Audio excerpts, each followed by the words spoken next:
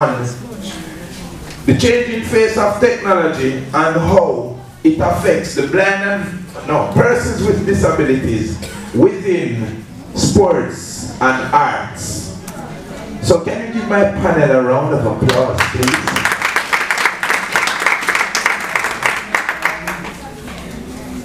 It would be nice if you all clap as if there's a lot of people in here though. Still do it though. Thank you, thank you, thank you. So without further ado, I now hand over to the first presenter, which is Conrad Harris. Give him a round of applause, ladies and gentlemen. And please to write down your questions, as we will be taking questions afterwards. All right, good afternoon, folks. And what I will do for you today is to basically talk about 4 trends in technology and how these can impact the life of persons with disabilities, and then make a few recommendations as to what can be done to ensure that we maintain and improve our access to technology. So the first thing I want to look at is universal interface. Now, I know a man, he's a policeman and he hails from Trinidad. I became acquainted with him through a podcast which he does. Through this podcast, he shared his experiences as he traveled around Trinidad, sharing cultural experiences such as sampling the food. Ladies and gentlemen, we're about to start. Those who are on the outside, make your way inside.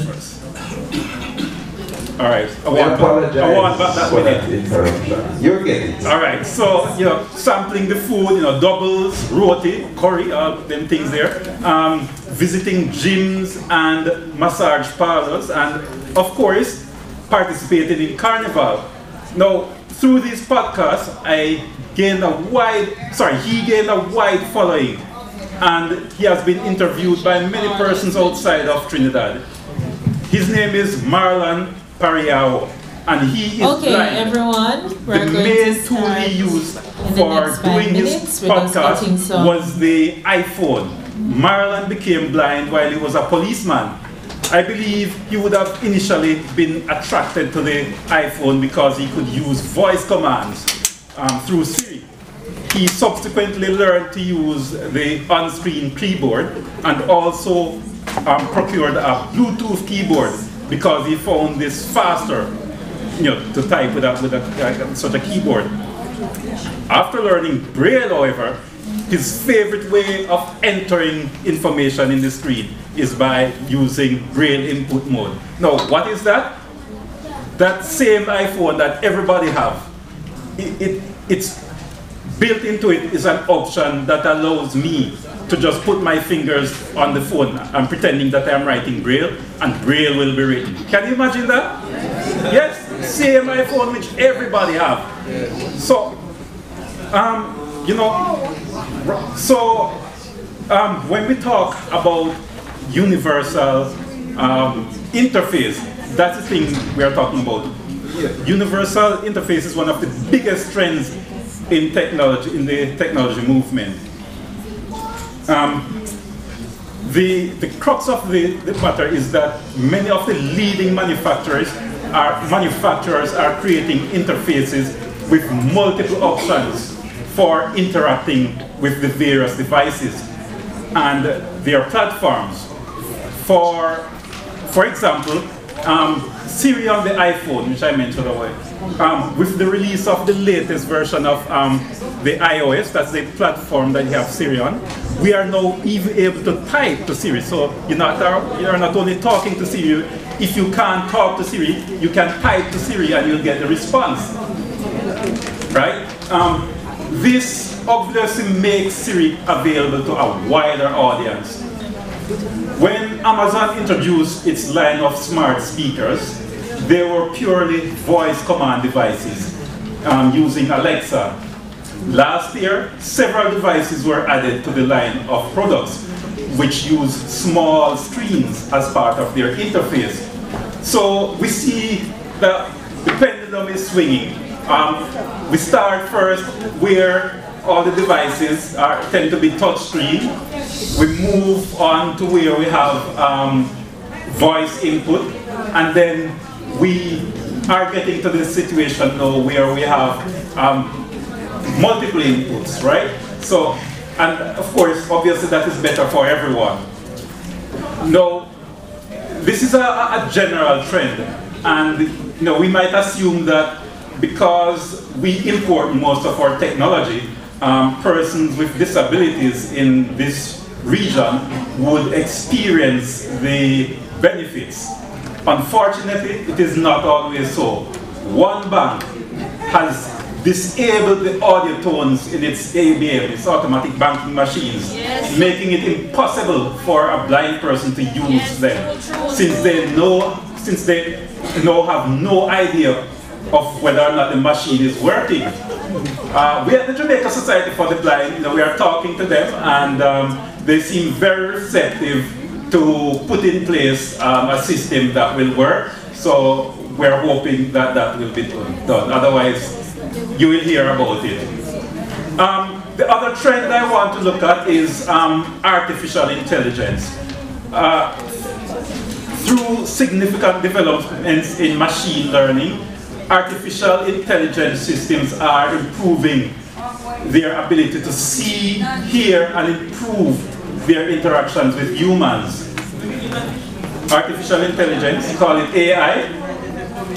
Hold on. Sorry. Ladies and gentlemen, 2 minutes. I would appreciate if we can, I would really prefer if we not talk. But if we have to talk, I would prefer if we do it quieter than how we are doing it now. Or, if you have to speak, it would be even more respectful that you leave the room, speak, and then you come back. But it is distasteful that somebody is presenting and we are hearing conversations in the audience. So can we just settle down, please? Thank you. All right, so, thank you. Okay, so artificial intelligence is manifesting itself in products such as self-driving cars, which could change the lives of many persons with disabilities if and when they get here. In fact, IBM and other companies are working on a public transportation vehicle which can adapt its communication and personalize its response according to your disability. It can communicate in sign language to deaf persons. It can provide audio cues and audio information about where you are to persons who are blind. And it can adapt the seating to accommodate persons using wheelchairs. A major development in artificial intelligence is its ability to describe images. This is particularly important for the blind because we can now have descriptions of photos, scenes around us, museums, parks, etc., even if we do not have a human to provide those descriptions.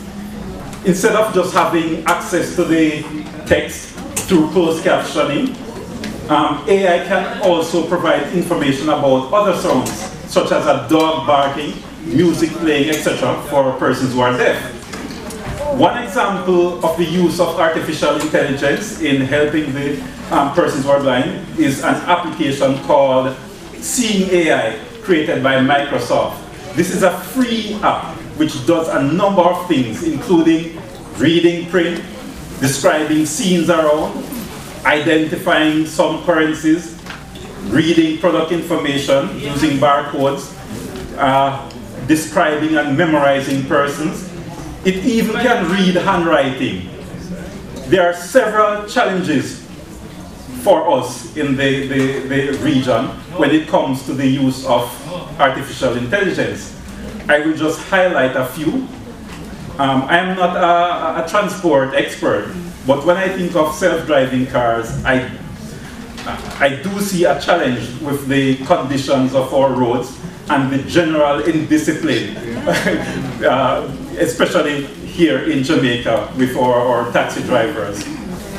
Many of the apps are only available for the iPhone, which, as you know, tends to be at the expensive end of the phone spectrum, and therefore unavailable to persons with disabilities.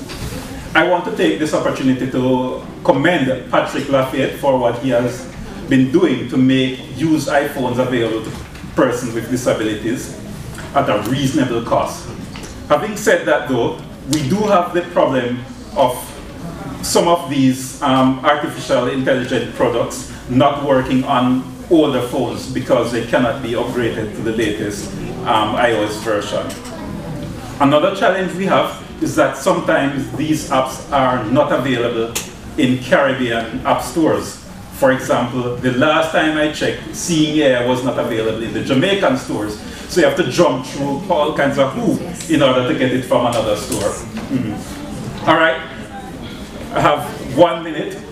So the other trend I want to highlight is the instant high-speed connectivity. And that looks at the access to internet services and the cost. Because what is happening now is that most of the apps, for example, that we would want to use require you to be connected when you're using them. For example, even the Seeing Air, it doesn't give you access to all of its features unless it's connected.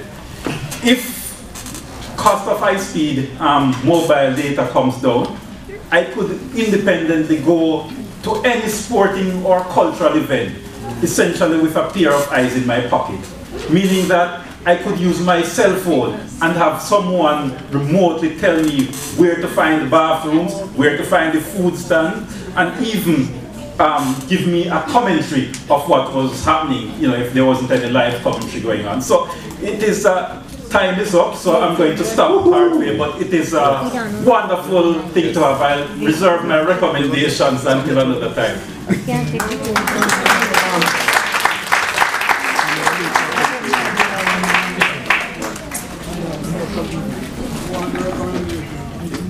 Yes. Give him another round of applause. I think that was well laid out. The artificial intelligence is certainly one to change the world. If you look at the whole touchscreen technologies, all of that is here and it's here to stay. So those who have not yet gotten with it, please to get with it, because it is the way forward. It's in transition. I'm gonna do all the presentations and then we take the questions. Okay?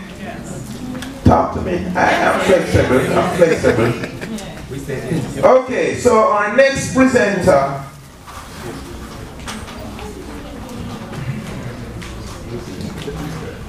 Our next presenter hails from Excelsior. Oh, I told you that part, right? Unfortunately not. Thanks be to God. Careful, you're surrounded. Alright, Calabar before Excelsior. It's not me saying it is the alphabet. So, we're tweaking it a little, going to some technical, there are some technical issues,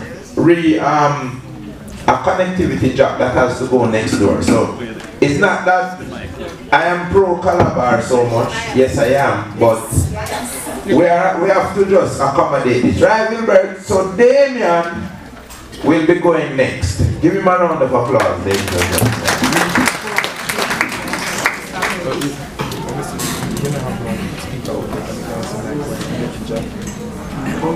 Damien's focus, I believe, will be more on music and how the music as a part of the arts and the impact of technology in this area. Not just music, but production, TV, radio, music, documentaries, that kind of stuff. That is where his focus will be. You want this?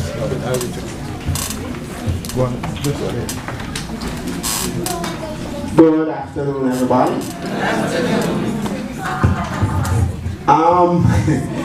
I remember growing up, I used to always hear my grandparents, because I grew up with my grandparents, and I was always hearing them say, the darkest part of the tunnel is the part before you see light.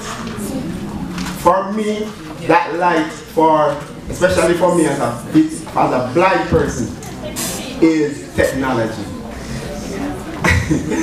Technology has done a lot for us, especially in the blind community.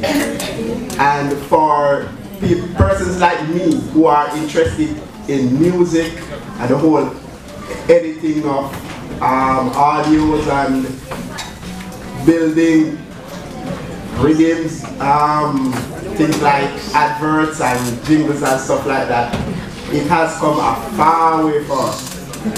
I remember back in the 90s growing up, and I used to listen to a lot of radio. My friends used to say anywhere they hear a radio playing, more than likely I would be there. So I was always listening to radio, and I was saying to myself, you know, in the future, I would like to be doing some of these advertisements or even playing as a disc jockey. I was really interested in that side of the whole radio aspect of things, listening to the adverts, listening to the music, the different types of music and what the instruments and what made them up. And a couple of friends of mine and we used to sit and say, how would we be able to, you know, in the future, we want to do this as a career. How would we be able to do this? Well, at the time, to us, the only thing that looked like it would come true was the playing of music, like instruments and so forth, because at the School for the Blind, we were readily able to lay our hands on instruments and stuff like that. So that part looks like something that we would be able to do. But in come the turn of the century, the 2000s came about, and the advent of technology really turned the tides for us. Because what happened, we start having different companies or persons with the aid of JAWS. With JAWS, they would write scripts for programs that we were able to use.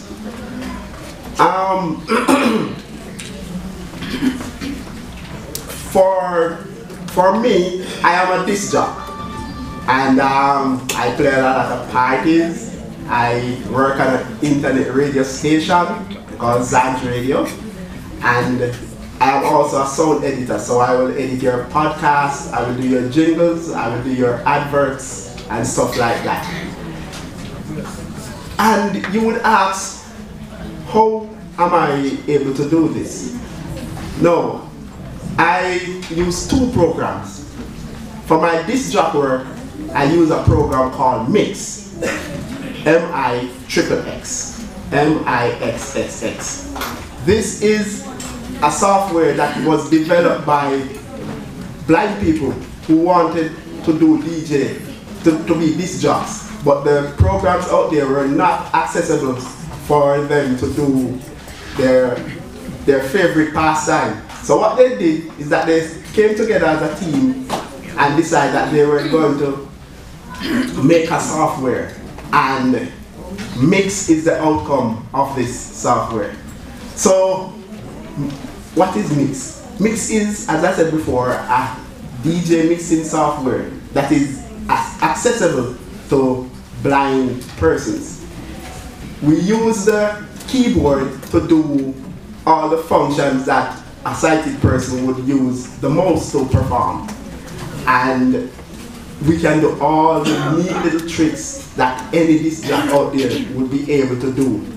So, I will now be giving you a demonstration of mix. Here we go.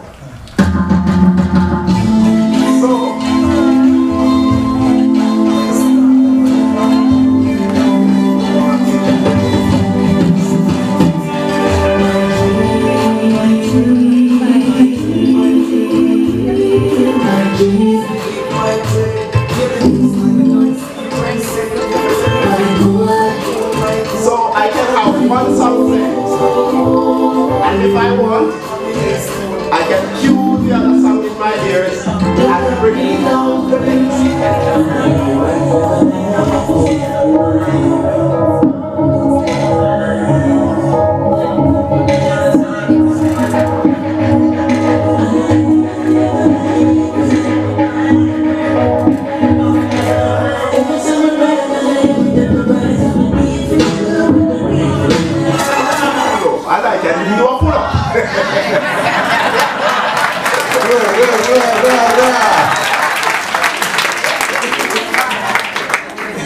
So that enables me to please the crowd at a disc job.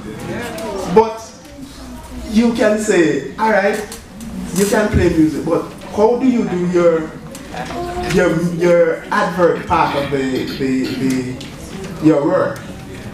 There's a program called Gold Wave. Mind you, this program has been around from 1993, but I think it's about 10 years now. They have made it accessible for people with disabilities. So I am able to do my jingles, my adverts. I am going to play a sample of an advert I did in early December last year. It was an international women's conference that was held in Jamaica, and I was able to do the advert for it. Take a listen. No, nothing.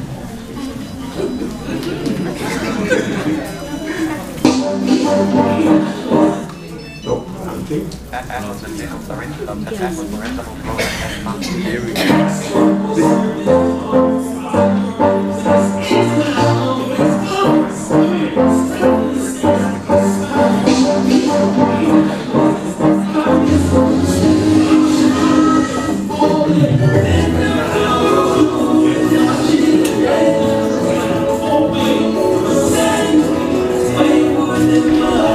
Well, the connection is kind of bad, but what exactly it is, it was an advert explaining who would be on the conference and giving the cost of tickets and stuff like that.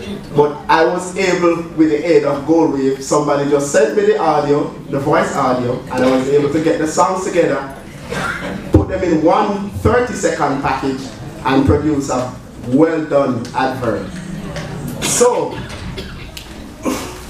I would encourage any person who is interested as a blind person or even any other disability. There are tools out there that we can use. We are able to do anything. We can do social media, we can do anything as long as we have the tools to do what we desire. For especially blind people, where music is concerned, we have a lot of softwares that we can use to build our rhythms. There's a program called QWS that you can use to sequence your beats. There are things like Pro Tools that now has an accessible feature that blind persons can be able to build their own beats and even record their own voices. So there's no reason for us to not be able to function and take part in the cultural aspect of our country, especially where music is concerned. So as I go, I don't know if there are any employers here, but back in the past, when you go for a job, there are employers who would ask you, so you can't see, so how are you going to be able to do my job? to do work efficiently. I don't think this should be the question from this stage they are. You should be asking, what are the tools out there to aid you in your work? Because there are tools out there and we are able to function. Not because we are blind, but we are as talented or even more talented than folks who have vision. Thank you very much.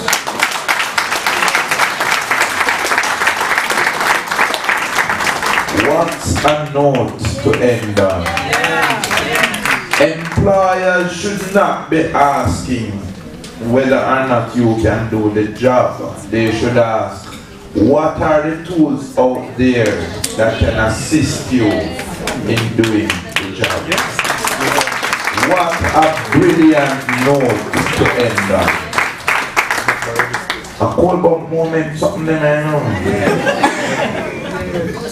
And I would want to think that, I don't know if the press is here, but if and when we engage the press, it is messages like these that we should get out there, because it's forceful, and we're into attitudinal change. We're into changing how people view us, and you have certainly made the point, Mr. Rose.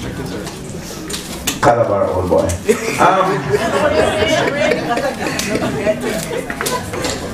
I'm moving to the Godfather now.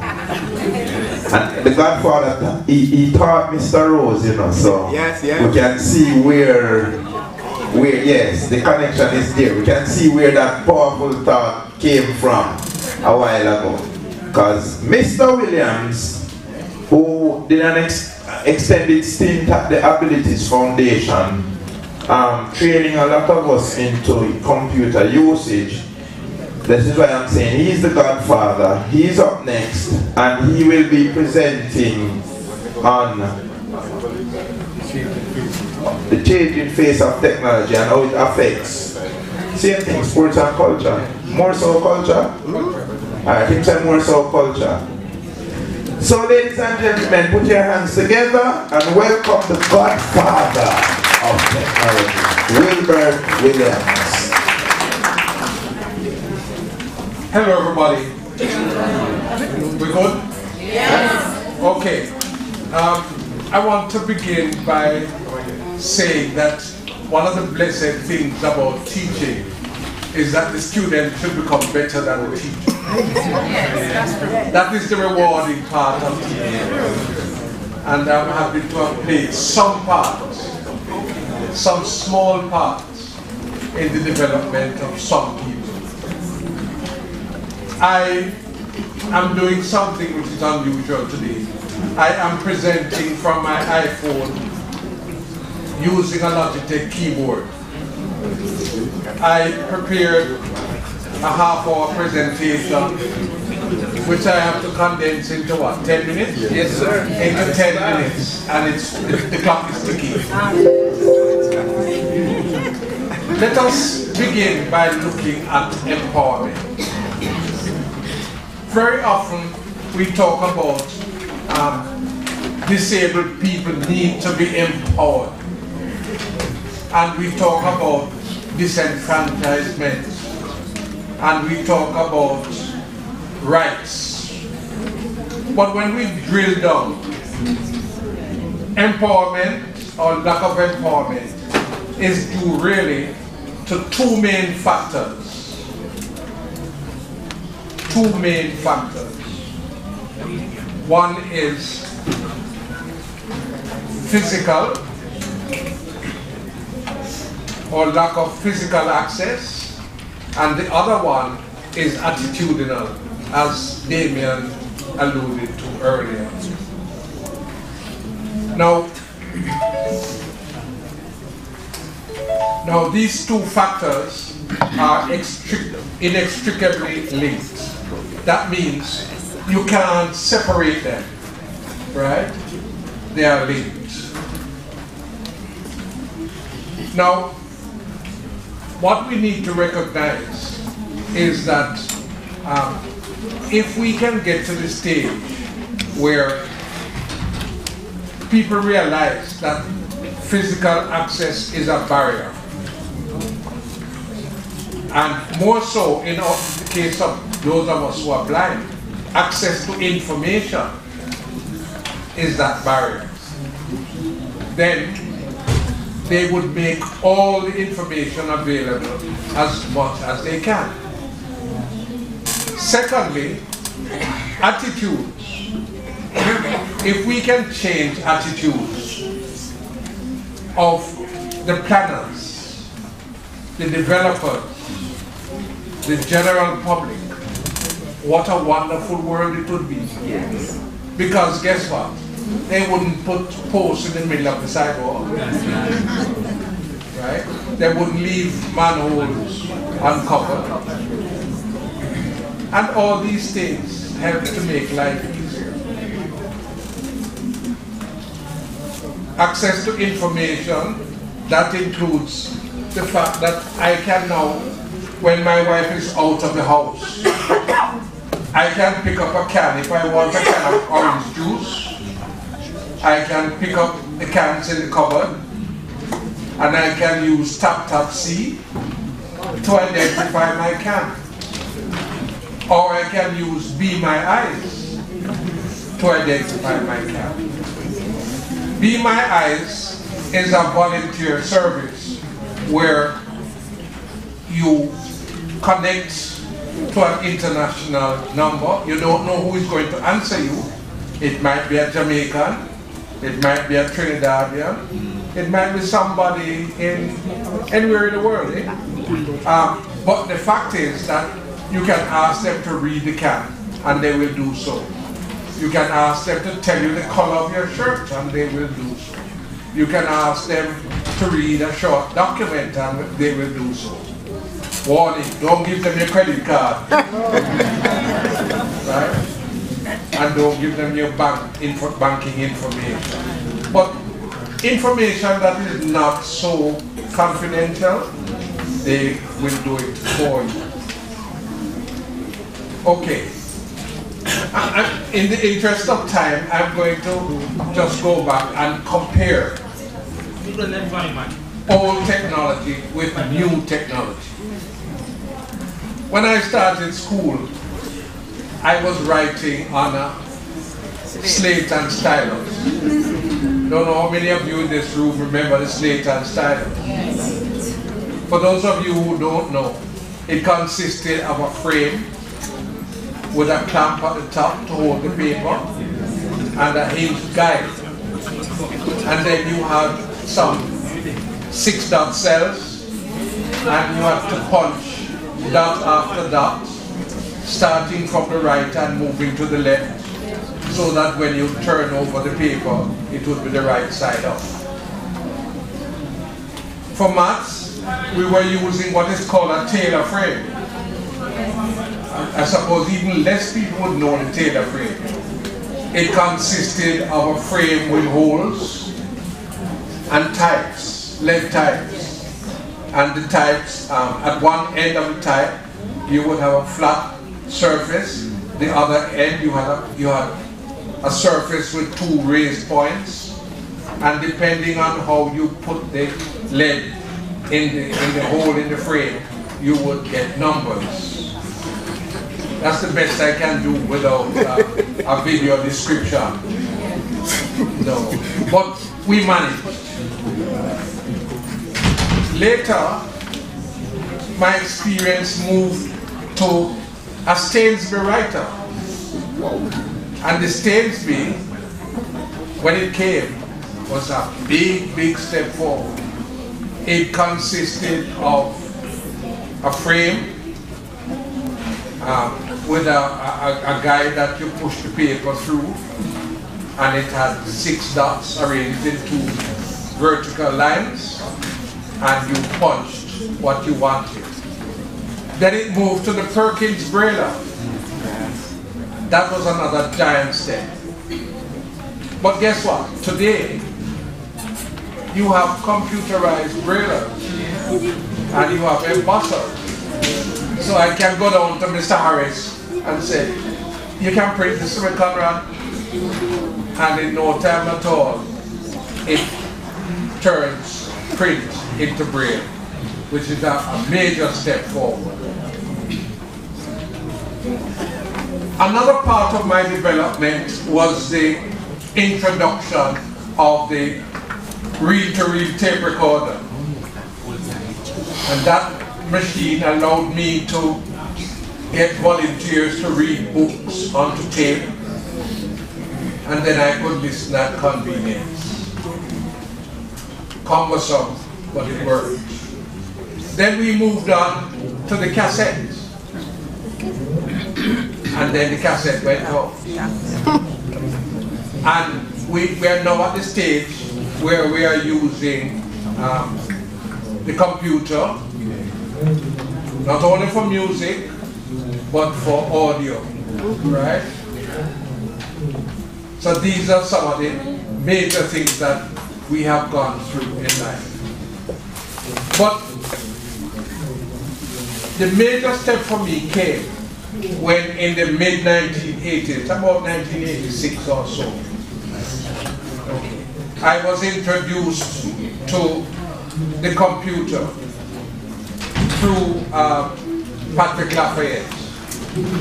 And Patrick started me off on computers. So you know Patrick has been around for some time, a little less than me. And after that, I acquired a Toshiba laptop. But guess what? In the 90s, early 90s I believe it was, when DOS went out and Windows came in, we were stuck. Blind people could not access Windows. But thanks to Glenn Gordon and George, we were able to access Windows 93, 94, thereabouts. And we were happy. But I think the rapid change in technology really came about in the last 15 years or so. And in 2008, iOS, through the Apple brand, came out with this voiceover and really dethroned Nokia. And iOS has made a remarkable step forward for us with voice. Why? JAWS was ahead, but voiceover came built into the program, and that was a big step forward. Then came the fact that voiceover enabled us to do a lot of things, and developers started moving into the disability field, making accessible games, providing additional access to a lot of the programs. And now we have a whole slew of programs that we can use as persons who are blind or visually impaired.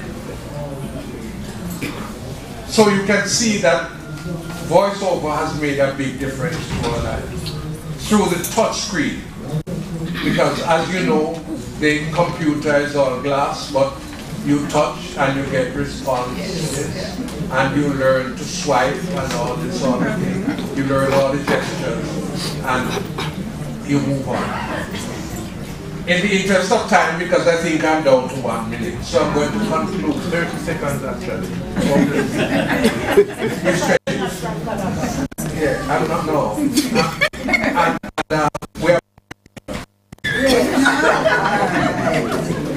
so what has happened now is that we are at the stage where, as Conrad said, voiceover is going to take over from the touchscreen eventually. We're going to be able to call a driver, and the driverless car will come up, pull alongside us. We go in, we program where we want to go, and we are taking there. That is going to go. That is going to go. It's not too far off either. Okay? So, it's already happening. With my brief statement, I would just like to say that technology is taking us places. I am excited. I wake up each morning feeling energized because I know that I can cope. Right? I was born blind. I will never be able to walk into the museum downstairs and look at the pictures. I will never be able to go to one of the museums or the art galleries and see what is going on. But in my mind's eyes, I know what is happening. I get descriptions. GPS will navigate me to where I want to go. They are now working on indoor navigations so that when we go to strange places like this building, we will have navigation to take us where we want to go. If you are not happy and ready to take hold of all these new developments, you're going to be left behind. So please, get on board and run with it. Thank you.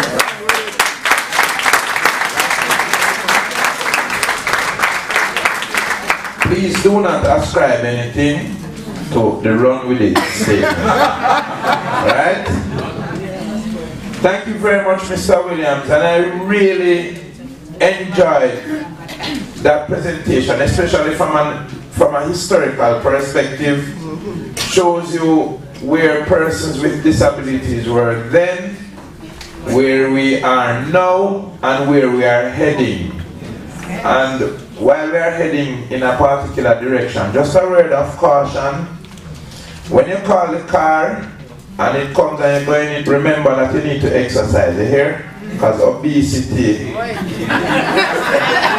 is lurking. So we'll now take some questions or comments. Now, we are close to lunch. If you're not hungry and want to go on, something, but we are close to lunch. We'll take some questions and comments quickly. Desra, you are here? Dexroy. No. They went there. No, he's not in the room. Volunteer. Which volunteer there? Volunteer, link up. No, not here. What you want? See, somebody to move. I want you to move the mic for me, please. Okay. The one. Pull out that one, please. Okay. You'll have to be moving all around. Okay. So you can put up your hand, and the nice lady will come to you. And I want you to keep the comments short, please. And the questions. Give everybody as much persons a chance. Who's first? For the audience. Yeah, for the audience. Okay. Put up your hand. I should have had my eyes. Mr. Chairman. Yes. The audience. Let me say to you a pleasant good afternoon. I am Irish Morrison, and I do represent the parish of Trelawney. I am an advocate for many years. I listened to Mr. Biennial words, and his words were very enthusiastic. It empowers me very much. And I quote, when he said that employers should not ask you what you can do. He says to me that all persons with disability should be equipped for the workforce. And that means that you should empower your mind before you go out. And so you begin at an early stage.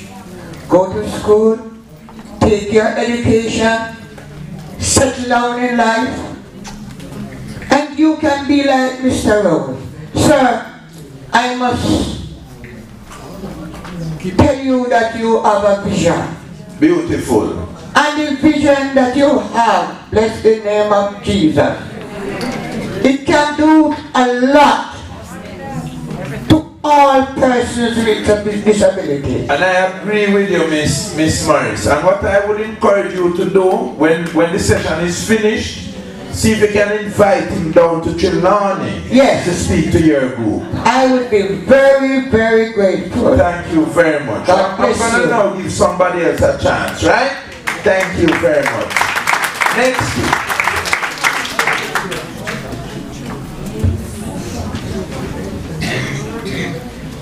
Mr. Chairman, panelists, presentators,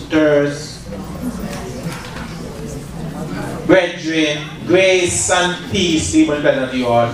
Holy greetings in the wonderful name of Jesus Christ. Our last presenter mentioned about the physical and St. Elizabeth, Keith Band, sorry, this is the disabled community. Thank you. The last presenter spoke about physical and aptitudinal. I want to comment briefly and raise a question on that part also. Raise the question, please. Okay, thank you. Because they just want to squeeze me. Thank you. Go ahead.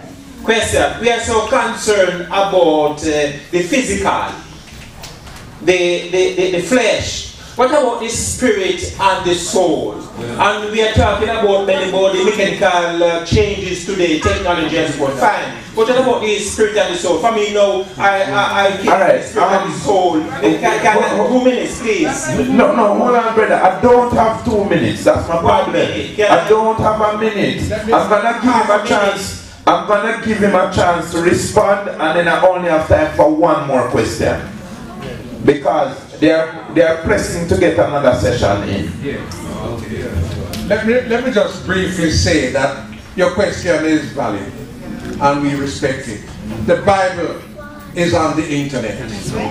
If you go on the internet, you can find up to 40 translations of the Bible and more. There are also translations of other religious materials. Facebook has services from different denominations every Sunday. You can get meditation apps. All sorts of apps are available from the religious standpoint. Alright, thank you very much. We only have one time for one more question. Alright, let's up everybody. Robert Blake, Montego Bay, Jamaica, West Indies. Alright, the truth to be told, technology is a game changer for everything that we do. A matter of fact, with the artificial intelligence, we don't start to say, okay Google, and I do anything we want. I say, Alexa, walk on, and it can tell me everything from history right back. But look at this very keenly. Back in the days, we'd have to go to foreign and go meet, to do some meeting. Now we have Skype. Then we have all the streaming apps and a lot of other things. So what I'm saying to every one of you, get involved with technology, because the truth is the best is yet to come. If you want to watch movie, let's go on YouTube, put in. Thank you very much, Robert. And you're good to go. We are pressed for time. Ladies and gentlemen, you've been wonderful. I've been a little pushy, but that's fine too. Thank you very much for coming. Thank you very much for listening. Thank you for staying. I did enjoy moderating this session. And my word to you is make technology count. Okay? Bye.